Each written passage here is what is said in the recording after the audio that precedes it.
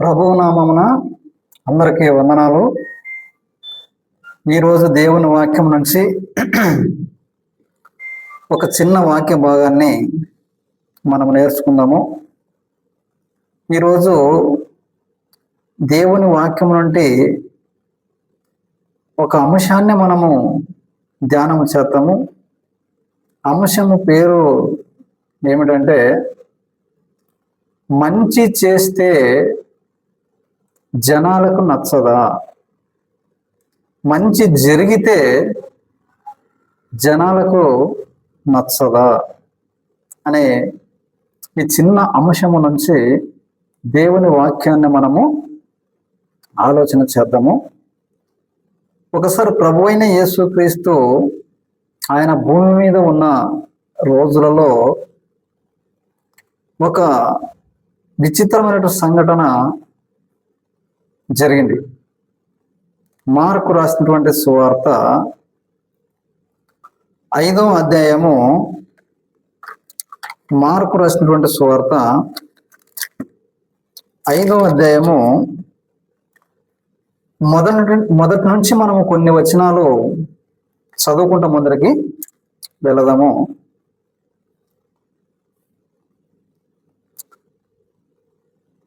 వారు ఆ సముద్రమునకు అద్దరినున్న గిరాసనుల దేశమునకు వచ్చిరి.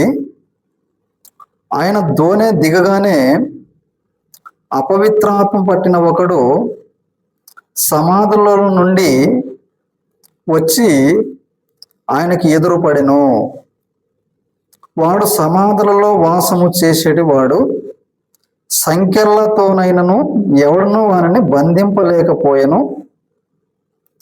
పలుమార్లు వాని కాళ్ళకును చేతులకును సంఖ్యలు వేసి బంధించినను వాడు ఆ చేతి సంఖ్యలను తెంపి కాళ్ళ సంఖ్యలను తుత్తినీయులుగా చేసిన గనుక ఎవడను వానిని సాధుపరచలేకపోయెను.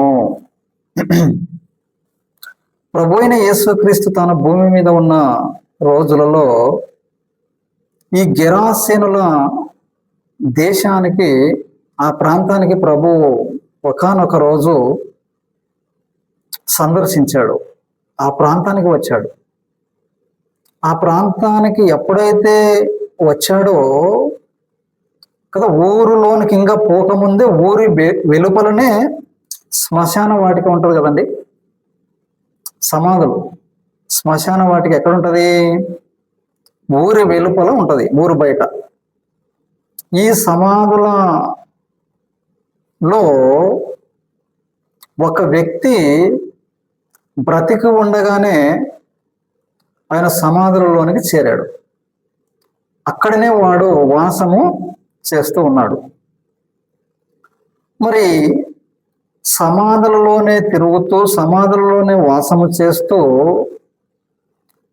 ఆ పట్టణస్థులు, ఆ గిరాసేనున్నటువంటి ఆ దేశపు వారు, లేకుంటే ఆ పట్టణము వారు, లేకుంటే ఆ ఊరు వారు పలుమార్లు ఆయనని బంధించారంట.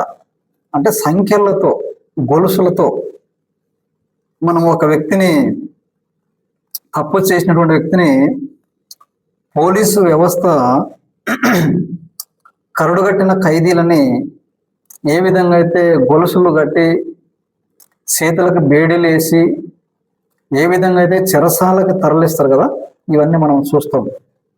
కరడుగట్టిన తీవ్రవాదులు, భయంకరమైనటువంటి నేరస్తులని ఇలా సంఖ్యలు వేసి గొలుసులతో బంధించి వాళ్ళని చెరసాలకి తరలిస్తారు. ఈ గెరాసెనుల ప్రాంతంలో ఒక వ్యక్తి సమాధులలో వాసము చేస్తూ ఉన్నాడు. రాళ్ళు తీసుకొని తన శరీరాన్ని గీక్కుంటాడు. అంటే గాయాలు అయ్యేటట్ల, అంటే రక్తము కారేటట్లుగా తన శరీరాన్ని గాయాలు చేసుకుంటాడు. పలుమార్లు వారు ఆయనని బంధించారంట, గొలుసులతో, సంఖ్యలతో. ఎందుకు బంధించారు? సమాధుల్లో వాసం చేస్తూ ఉన్నాడు. మరి ఎవరైనా చనిపోయినప్పుడు ఒక వ్యక్తిని అక్కడికి తీసుకొని పోవాలంటే వాని శరీరానికి వాడే గాయాలు చేసుకుంటాడు. మిగిలిన వారికి కూడా ఏమైనా అపాయము తలపెట్టే పరిస్థితి ఉంది. లేదంటే ఆ మార్గంలో పోయేటువంటి వాళ్ళు ఎంతో మంది పగులనక, రాత్రి అనక, సమయం అనక, అసమయం అనక తిరుగులాడినప్పుడు ఎవరి మీదైనా దాడి చేసే అవకాశం ఉంది కదా. పంట పొలాలకి మనము ఏ విధంగా అయితే మనము కూలి పనులకి, ఆ చుట్టుపట్ల పంట పొలాలలో పనులు చేసుకునే వాళ్ళకి, ఆ యొక్క ప్రాంతంలో నడిచిపోయే వాళ్ళకి ప్రమాదము జరిగే అవకాశం ఉంది. ఎందుకంటే వాని శరీరాన్ని వాడే గాయం చేసుకుంటాడు కాబట్టి. అలా ఒకవేళ ఒంటరిగా కానీ, ఇద్దరు కానీ, ముగ్గురు కానీ పోయేటప్పుడు వాడు ప్రమాదము తలపెట్టే అవకాశం ఉంది కాబట్టి వానిని బంధించాలని పలుమార్లు వాళ్ళు బంధించారు. అయినప్పటికీ ఆ సంఖ్యలను తుత్తినీయలుగా తెంచివేస్తున్నాడు. అంటే వాళ్ళ ప్రయత్నము విఫలమైపోతుంది. అంటే 10 సార్లు పలుమార్లు వారిని బంధించిన చేతి సంకళ్ళు కావచ్చు, కాళ్ళ గొలుసులు కావచ్చు, తుత్తినీయలుగా తెంపేస్తున్నాడు. అంటే వాళ్ళ ప్రయత్నం వాళ్ళు చాలా ట్రై చేసి చూసారు. లెక్కన పలుమార్లు అంటే సామాన్యమైనటువంటి సంగతి కాదు.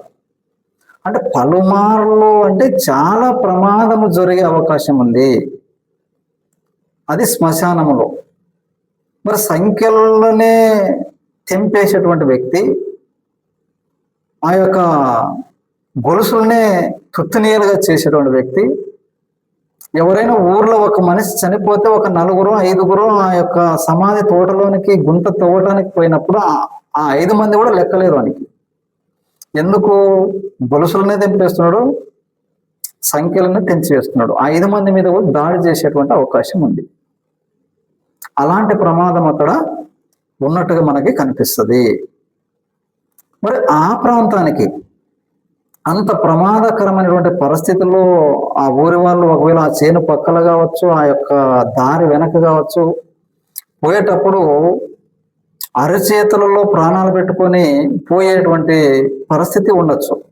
ఎందుకంటే ఒక పిచ్చివాడు ఇక్కడ ఉన్నాడంటే ఎప్పుడు వాడు రాయితోనే వేస్తాడు, వాని శరీరాన్ని వాడి రాయితోనే గీక్కుని రక్తం కారుకునేట్టు చేస్తాడు కదా. ఆ రాయి మన మీద విసిరితే మనకి తగలరాని చోటు తలిగితే మనం ఏమైపోతామో అనే భయం కూడా ఉండవచ్చు. అంటే ఎన్ని రోజుల నుంచి ఆ భయాందోళనకు గురయ్యి ఆ యొక్క ప్రాంతంలో ఉన్నటువంటి వాళ్ళు ఆ చుట్టుపక్కల పనులు చేసుకునే దానికి కావచ్చు, ఒక సమాధి గొయ్య తీయటానికి కావచ్చు, ఒకవేళ ఆ ప్రాంతంలో నడిచి వెళ్ళటానికి కావచ్చు, ఎప్పుడు వచ్చి వీడు ఏమి దాడి చేస్తాడు అనేటువంటి భయాందోళన కలిగి జీవిస్తున్నటువంటి స్థితిగతులలో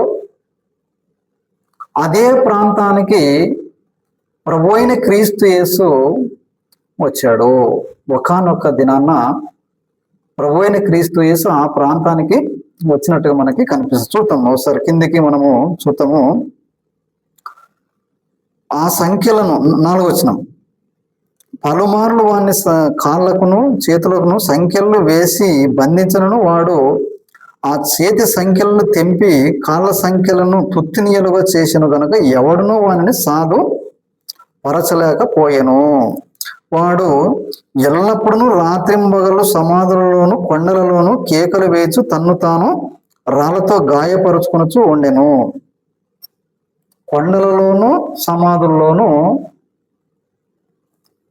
కేకలు వేస్తూ తిరుగుతాడు కదా. ఈ రోజంటే మనం బాత్రూములు, లెట్రిన్ రూములు కట్టుకొని మనము ప్రశాంతంగా వాటిలోకి వెళ్ళిపోతాం. మరొకనొక దినాలు ఈ రోజు కూడా చాలా పల్లెటూరు ప్రాంతాల్లో మనం చూసినట్లయితే ఊరు వెలుపలకే మనము ఈ యొక్క టూ సైడ్కి మనం వెళ్తాం కదా. అలా వెళ్ళాలన్నా కూడా భయము. ఎందుకు కదా, వాడు కనుక అక్కడ ఉంటే మన మీద దాడి చేసేటువంటి అవకాశము ఉంది. కేకలు వేస్తున్నాడు, అరుస్తున్నాడు, రాళ్ళతో గాయాలు చేస్తున్నాడు. నిద్ర లేని పరిస్థితి ఒక రకంగా చెప్పాలంటే. అలాంటి స్థితిగతులు వాళ్ళు ఎంతో ప్రయత్నాలు పలుమార్లు వాళ్ళు ప్రయత్నం చేసినా వాళ్ళ ప్రయత్నం ఏమైపోయింది, విఫలమైపోయింది. ప్రభువు వారు ఎప్పుడైతే ఆ యొక్క ప్రాంతానికి వచ్చాడో, సార్ 5వ వచనం చూద్దాం. వాడు ఎల్లప్పుడూ రాత్రింబగలు సమాధులలోను కొండలలోను కేకలు వేచు తన్ను తాను రాళ్లతో గాయపరుచుకొనుచు నుండెను. వాడు దూరము నుండి 6వ వచనం, వాడు దూరము నుండి యేసును చూసి పరుగెత్తుకొని వచ్చి ఆయనకు నమస్కారము చేసి, యేసు, సర్వోన్నతుడు అయిన దేవుని కుమారుడు, నాతో నీకేమి పని? కదా, దూరము నుండి యేసును చూసి, సర్వోన్నతుడైన దేవుని కుమారుడా, నాతో నీకేమి పని? నన్ను బాధపరచుకుమని దేవుని పేరిట నీకు ఆనబెట్టుచున్నానని బిగ్గరగా కేకలు వేశాను. 8వ వచనం, ఎందుకనగా ఆయన అపవిత్రాత్మ ఈ మనుషుని విడిచి పొమ్మని వానితో చెప్పెను. యేసు ప్రభు 8వ వచనంలో మాట్లాడుతూ, ఎందుకనగా ఆయన అపవిత్రాత్మ ఈ మనిషిని విడిచి పొమ్మని వానితో చెప్పాను. 9వ వచనం, మరియు ఆయన నీ పేరేమని వానిని అడుగగా వాడు, నా పేరు సేనా, ఎలా అనగా మేము అనేకులమని చెప్పి తమ్మును తాము ఈ దేశములో నుండి తోలి వేయవద్దని ఆయనను మిగుల బతిమాలు కొనెను. నీ పేరేమనగా సేన. సేన అంటే ఒక్కడు కాదు, అనేకులం. సుమారు 2000 కలిగినటువంటి పందుల మందలోనికి ఆ యొక్క దయ్యాలు వెళ్ళిపోతే, ఆ పందుల మంద 2000 పందుల మంద ఆ దయ్యాల అపవిత్రాత్మ తాకిడికి తట్టుకోలేక సముద్రంలో పడి ఊపిరిదరకు చనిపోతావని చెప్పి మనకి ఇక్కడ కింది వచనంలో మనం చదువుకుంటాం కదా. ఒకసారి ఎంత విచిత్రమైనటువంటి సంగతి చూడు కదా. యేసు ప్రభు ఎప్పుడైతే ఆ ఊరి వెలుపల ఉండగానే ఒక మహా అద్భుత కార్యము జరిగింది కదా. చూద్దాం ఒకసారి 10వ వచనం చూద్దాం.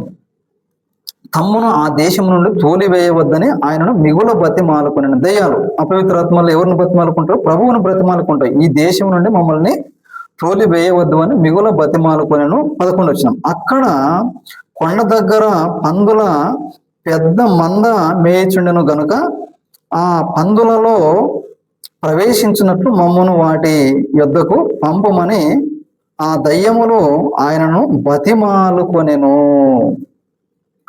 ఆ అపవిత్రాత్మలు అంటే ప్రభువును బతిమాలుకుంటాయి. ప్రభువుని ఏమని బతిమాలుకుంటాయంటే, ఈ వ్యక్తిని వదిలి మేము పోతాము కానీ ఈ దేశం నుండి మమ్మల్ని తోలి వేయవద్దు, మమ్మల్ని పాతాళానికి. చూడండి, పాతాళం అంటే దయ్యానికి ఎంత భయం ఉందో చూడండి.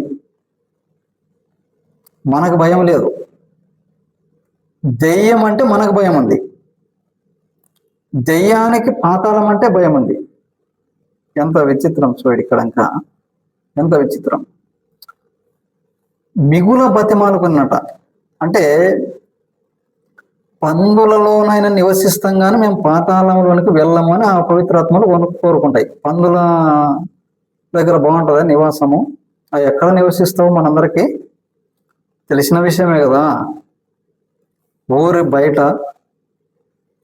వాటి భోజనం ఏ విధంగా ఉంటుంది, వాటి స్థితిగతులు ఏ విధంగా ఉంటుందో అలా మనము ఒక 5 నిమిషాలు కూడా అక్కడ ఉంటే ఆ వాసనకి తట్టుకోలేం కదా. మరి అంత భయంకరమైన స్థితిగతుల్లోనైనా మేము జీవిస్తాము కానీ పాతాళంలోనికి వెళ్ళము అని అపవిత్రాత్మలు ప్రభువుని వేడుకుంటున్నట్టుగా మనకి ఇక్కడ ఇంకా కనిపిస్తుంది.